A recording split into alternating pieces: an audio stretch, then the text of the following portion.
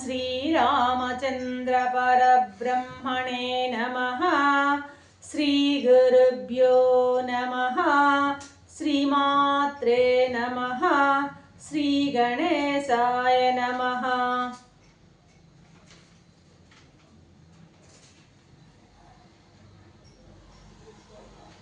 ప్రియాత్మ బంధువులారా, యోగ వాసిష్టం ఉపశమ ప్రకరణము 447వ భాగం. నిన్న వశిష్ఠుడు వారు ఏం చెప్పారు? రామా, ఆ చిత్తం నుండి దృశ్యాన్ని తొలగించడమే మోక్షం అన్నాడు. అంటే ఆ కనిపించేటువంటి ఆ రూపాలన్నిటినీ తుడిచిపారేయడమే మోక్షం అన్నాడు నిన్న. బాహ్యమైనటువంటి పదార్థాల పట్ల లాలస అంటే ఇవి ఉన్నాయి, సత్యత్వ భావన అంటాడు అనమాట. ఇవి ఉన్నాయి అనేటువంటి ఆ భావనే ఆ దుఃఖానికి మూల కారణం. ఈ విధమైనటువంటి భావనే ఈ జనన మరణ రూపమైనటువంటి అనంతమైనటువంటి దుఃఖానికి హేతువు అని చెప్పడం జరిగింది నిన్న. వాటిని గురించి, ఆ బాహ్యమైనటువంటి ఆ పదార్థాలన్నిటి గురించి ఆలోచించకపోతే కొట్టిపారే అన్నాడు కదా. ఆలోచించకపోతే జడత్వం లేనటువంటి నీకు అప్పుడు అంటే ఆత్మ నీ స్వస్వరూపంలో భాషిస్తుంది. జడత్వం అనేది లేకుండా అంటే నీ యొక్క ఆత్మలో ఈ చైత్యం లేకుండా పోతుంది అని కూడా మనకు అర్థమైంది నిన్నటి మాటల్లో. ఇక్కడ ఏంటంటే ఆ బాహ్యమైనటువంటి పదార్థాలను కొట్టివేయడం, తోసిపారేయడం అనమాట. ఇలా అంటున్నప్పుడు ఒకటి ఆలోచించాలి. ఏంటంటే ఈ బాహ్యమైన పదార్థాలని గురించి ఆలోచించకపోతే, అంటే ఆలోచించకపోవడం అంటే అక్కడ మళ్ళీ అదొక సమస్య వస్తుంది. అక్కడ మనకి ఏంటా సమస్య? ఏది ఆలోచించకపోతే బుద్ధి పనిచేయదు కదా. బుద్ధి పనిచేయదు. ఏది ఆలోచించకపోతే, బుద్ధి పనిచేయకపోతే అప్పుడు ఏమైపోతాం? ఆలోచన బుద్ధి పనిచేయనప్పుడు, ఆలోచన లేనప్పుడు, బుద్ధి పనిచేయనప్పుడు జడమైపోతాం. జడమైనటువంటి భావన వస్తుంది. జడమైపోతాం అనమాట. జడం అనే అర్థం వస్తుంది. అర్థమైందా? అక్కడేమంటున్నాడు? ఏది ఆలోచించకపోతే జడత్వరహితమైనటువంటి ఆత్మ స్వభావం పరిణమిస్తుంది అన్నాడు. మరి ఇక్కడేమో మనం ఆలోచించకపోతే, బుద్ధి పని చేయకపోతే జడత్వం వస్తుంది ఆటోమేటిక్గా. ఏది ఆలోచించిన స్థితి ఏది? మనం ఎప్పుడు ఏది ఆలోచించకుండా ఉంటామో? సుషుప్తిలో. జాగ్రత్త స్వప్నంలో మనసు పనిచేస్తూ ఉంటుంది. జాగ్రత్తలో అయితే ఎప్పుడు ఆలోచనలు వస్తూనే ఉంటాయి పుంఖానుగా. ఏది? భవిష్యత్తుని గురించి కానీ, గతాన్ని గురించి కానీ ఒక సిరీస్ ఆఫ్ థాట్స్ వస్తూనే ఉంటాయి జాగ్రత్తలో. స్వప్నంలో కూడా ఏంటంటే మనస్సు పనిచేస్తూ కొన్ని ఆలోచనలు చేస్తూ ఉంటేనే మనకు స్వప్న ప్రపంచం మనకు కనబడుతూ ఉంటుంది. కాకపోతే సుషుప్తికి వెళ్ళేసరికి అక్కడ ఏమవుతుందంటే అక్కడ ఆలోచించని స్థితి ఉంటుంది. మనకి ఏ ఆలోచనలు ఉండవు, మొద్దుబారిపోతుంది. ఎక్కడ ఉంటుంది అక్కడ జడం? ఏమవుతుంది అది? అక్కడ మనసు పనిచేయదు కాబట్టి అక్కడ ఆలోచనలు ఏమీ ఉండదన్నమాట. ఆ సుషుప్తి స్థితే జడస్థితి. మొద్దుబారిపోతాం అక్కడ మనం. అయితే ఇక్కడ ఇందాక చెప్పింది జడం కాదు. జడం కానటువంటి జడత్వరహితమైన అన్నాడు కదా. కాబట్టి జడం కాని స్థితి గురించి చెప్తున్నాడు ఇక్కడ. సుషుప్తి అంటే జడం అది. ఎందుకంటే అక్కడ ఏంటంటే మనసు పనిచేయదు. నువ్వు నిజంగానే పరమాత్మలో లీనమై ఉంటావో. కానీ సుషుప్తి ఎలాంటిది? వాసనలు ఉంటాయి దాంట్లో, త్రిపుటి ఉంటుంది. కాబట్టి అది మోక్షంతో పోల్చడానికి వీలు లేదు. దేన్ని? సుషుప్తి మోక్షం లాంటిదే. మోక్షం ఎలా ఉంటుంది అని చెప్పడానికి ఉపయోగపడుతుంది, కానీ మోక్షం కాదది. ఎందుకనంటే అక్కడ ఇంకా వాసనలు ఉంటాయి బ్యాక్గ్రౌండ్లో. తమస్తో కూడిందన్నమాట అది. అర్థమవుతుందా? దాంట్లో త్రిపుటి ఉంటుంది. ఏంటి త్రిపుటి ఏంటి? అక్కడ నేను హాయిగా నిద్రపోతున్నాను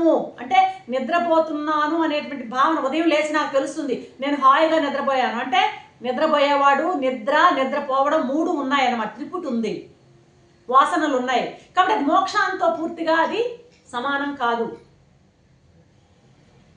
సరే, అది అట్లా పెట్టే సుషుప్తి కాదు. మనం ఇక్కడ ఏమన్నా సుషుప్తిని గురించి ఆలోచిస్తున్నాం. జడం కాదు అనడం ద్వారా అది సుషుప్తి కాదనమాట. అర్థమైందా? సుషుప్తి అయితే జడం. అది ఆలోచించవద్దు అనడం ద్వారా అది జాగ్రత్త కాదు, స్వప్నం కాదు. ఇటు సుషుప్తి కాదు, అంటే అవస్థాత్రయం దాటిపోయింది, అది తురీయం అన్నమాట. అలాంటి స్థితి, ఇందాక చెప్పిన స్థితి ఏది? శాశ్వతమైన జడత్వరహితమైనటువంటి ఆత్మ అన్నది తురీయం అన్నమాట. అది అలా అనేసరికి రాముడు వెంటనే అంటుకుంటున్నాడు, జాడ్యం లేని ఆ అసంసక్తిని, ఆ స్థితిని ఎలా సంపాదించాలో చెప్పండి నాకు అంటున్నాడు. అన్నే ఫస్ట్ రామా, నీ అనుమానం నాకు తెలుసయ్యా. ప్రపంచం ప్రసక్తి లేనప్పుడు నిద్ర లేకుండా ఎట్లా పోతుందనే కదా నీ అభిప్రాయం. అర్థమైందా? ప్రపంచం ప్రసక్తి లేనప్పుడు నిద్రే కదా, నిద్ర లేకుండా ఎట్టబోతుందని కదా. జాగ్రత్త స్వప్నం లేదు అనడంలో ఇక సుషుప్తే కదా ఉన్నది అన్నది కదా నీ అనుమానం. ప్రపంచం ప్రసక్తి లేదు అంటే నువ్వు ఏం చేయాలా? సుషుప్తి. ఇక జాగ్రత్త స్వప్నం లేదు అనడం ద్వారా సుషుప్తి అని కదా. మరి కాబట్టి సుషుప్తి అటువంటి దాన్ని ఆలోచన లేకుండా ఆ జడం కాకుండా ఉండే స్థితిని ఎలా పట్టుకోవాలి అన్నది ఇదే కదా నీ ఆలోచన. చెప్తా విను అంటున్నాడు వశిష్ఠ మహర్షి. రామా, పదార్థం యొక్క అసత్యత్వ భావనయే సంవిత్తు. అర్థమైందా? ఇప్పుడు జీవన్ముక్తుడు ఏ విషయాలైనా సరే వాటిని ఎట్టా చూస్తాడు? జీవన్ముక్తుడు సత్యాలని భావించడు, అన్నీ అసత్యమే అని చూస్తాడు జీవన్ముక్తుడు. కనిపించేదంతా అసత్తే, ఇదంతా కూడాను ఆ పరమాత్మ యొక్క రూపమే అని చూస్తాడు జీవన్ముక్తుడు. ఈ పైకి కనిపించే ఫలానా విశేషాలన్నీ అసత్యాలు అని చూస్తాడనమాట. అతను దేని మీద ఆశ ఉండదు, అతను ఎక్కడికో వెళ్ళి విశ్రాంతి పొందాలి అనేటువంటి భావన ఉండదు, అసలు నేను జీవుణ్ణి అనే భావనే ఉండదు. ఎవరికి? జీవన్ముక్తుడికి. నేనేదో ఆలోచిస్తున్నాను అన్న విషయం అంతకన్నా ఉండదు. అటువంటి స్థితి జీవన్ముక్తుడు పొందేటువంటి అటువంటి స్థితే అసంవేదనం, అదే సమాధి అంటున్నాం. ఇప్పుడు సమాధికి సుషుప్తికి తేడా మనకు అర్థమవుతుంది. జీవన్ముక్తుడు ఎలా ఉంటాడు? దేన్ని సత్యమని భావించడు, దేని మీద ఆశపడ్డు, వాడు ఇంకేంటంటే నేను జీవుణ్ణనే భావనే ఉండదు, నేనేదో ఆలోచిస్తున్నాను విషయమే అతనికి ఉండదు. ఆ స్థితిని ఏమంటున్నావు? అది ఆ అసంవేదనం, అదే అసంవేదనం అంటాం, అదే సమాధి అని అంటాం. అది జీవన్ముక్తుని యొక్క స్థితి. అర్థమైందా? ఇప్పుడు అటువంటి స్థితిలో ఇందాకన్నామే స్వయం ప్రకాశకుడు అతను, అందువల్ల అతను జడత్వం లేనివాడు అవుతాడు. జీవన్ముక్తుడు దాన్ని అనుభవించగలేది జడత్వరహితమైనటువంటి స్థితిగా. ఎప్పుడైతే ప్రపంచాన్ని ఎప్పుడైతే దేన్ని పట్టించుకోడో, అసలు ఉంది అన్నట్టు చూడడో, అప్పుడు ఆ జీవన్ముక్తునికి ఆ స్వయం ప్రకాశకుడైనటువంటి ఆ స్థితి ఉండబట్టే అతని జడత్వం అతను లేనివాడవుతాడు. అది జీవన్ముక్తుని యొక్క స్థితి అయ్యాది. అతను ఆ సంవిత్తును ఆశ్రయించి అన్ని కార్యాలు చేస్తున్నా సరే అతడు అసంవిధుడు, జడుడు అని వ్యవహరింపడతాడు. జడుడు, అన్ని పనులు చేస్తున్నా జడుడే అతను. ఎందుకనంటే అతనికి జడత్వం లేనివాడు అతను. ఎందుకని అతను అన్నిటినీ ఏవి తీసుకోడు, అతను అన్నిటికీ సాక్షిగా చూస్తుంటాడు. ఆ సాక్షి భావాన్ని గట్టిగా పట్టుకుంటాడు. ఆ సాక్షిభావాన్ని ఎప్పుడైతే గట్టిగా పట్టుకుంటాడో అది యోగ నిద్ర కాదది. ఆ సంవేదనం అనేది ఒక మేఘంలాగా చిదాకాశాన్ని కప్పకుండా చూసుకుంటాడు. ఈ చిదాకాశంలో ఏవేవో వస్తుంటాయి, శకలాల్లా చిదాకాశంలో రకరకాల ఆలోచనలు, వృత్తులు అన్నీ వస్తూ ఉంటాయి.